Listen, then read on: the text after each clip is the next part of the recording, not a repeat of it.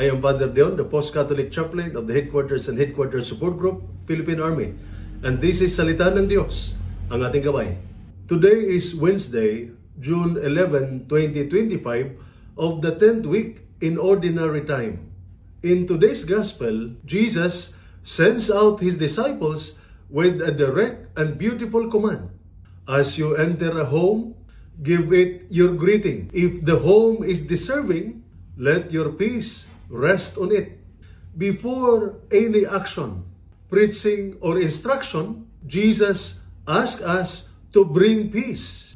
Peace is not simply the absence of war or noise. True peace is the presence of calm, trust, and reconciliation with God, with others, and with ourselves. It is something we receive through grace and something we are called to share with the world.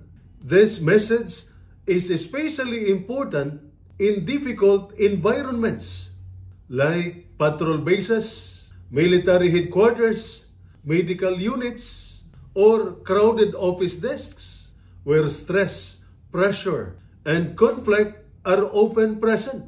But it is precisely there that peace is most needed and where you can become a bearer of it.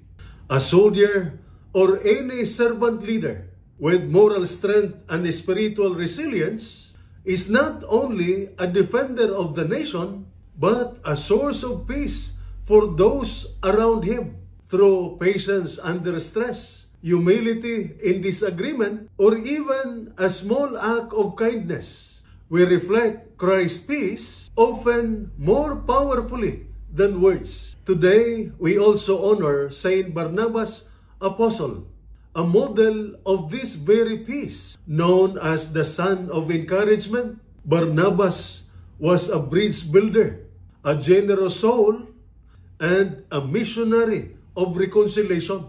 He welcomed Saul or Paul when others feared him, and he encouraged new believers when others doubted them. His name, actions, and mission remind us that to be apostolic is to be encouraging, peace-giving, and uplifting. Barnabas did not seek fame or credit. He simply brought God's peace wherever he went. And like him, you are also sent to your post, your workplace, your family, or your community to be a bearer of peace. Let us follow his example. Faithful, encouraging, courageous, peaceful. Just like Barnabas, you may be the quiet answer to someone's prayer for hope. And this is Salita ng Diyos, ang ating gabay.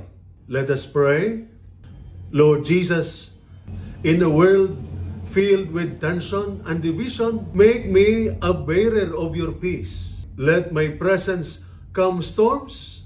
Let my words bring healing. And let my service reflect your love. Amen. And may the Almighty God bless you and your family, the Father, the Son, and the Holy Spirit. Amen.